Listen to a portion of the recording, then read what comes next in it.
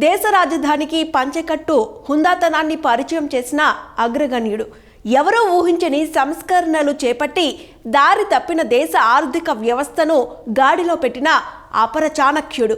ఆయనే పివి మన టీవీ అని సగర్వంగా చెప్పుకునే భారతరత్న కిరీటదారుడు దివంగత పాములపర్తి వెంకట నరసింహారావు. రాజకీయ నాయకుడిగానే కాదు, తన కలం ద్వారా సాహితీ వెలుగులు విరజిమ్మిన బహుభాషా కోవిదుడు.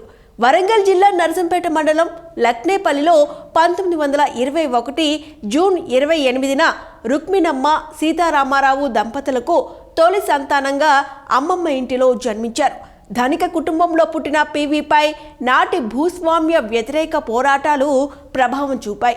దాని ఫలితంగానే ఉమ్మడి ఆంధ్రప్రదేశ్ ముఖ్యమంత్రిగా బాధ్యతలు చేపట్టిన పివి నరసింహారావు తన ఇంటి నుంచే భూ సంస్కరణలకు శ్రీకారం చుట్టారు.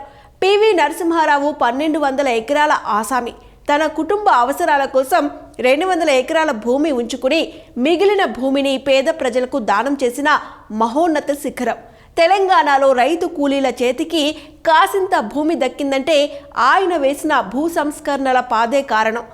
ఆనాడు ఆంధ్రప్రదేశ్ విద్యాశాఖ మంత్రిగా కూడా పివి అనేక సంస్కరణలు తీసుకొచ్చారు. సర్వేల్లో రెసిడెన్షియల్ స్కూల్ నెలకొల్పి గురుకుల విద్యకు తొలి అడుగులు వేశారు. కేంద్ర హెచ్ఆర్డి మంత్రిగా దేశవ్యాప్తంగా నవోదయ పాఠశాలలకు అంకురార్పణ చేశారు.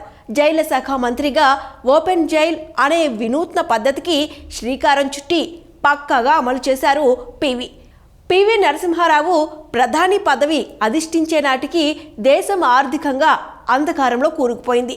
1962 చైనా యుద్ధం, 1971 పాకిస్తాన్ యుద్ధం వల్ల దేశ ఆర్థిక వ్యవస్థ కుదేలైంది. బంగారాన్ని ఇతర దేశాల బ్యాంకుల్లో తాకట్టు పెట్టి పరువు నిలుపుకోవాల్సిన దుస్థితి.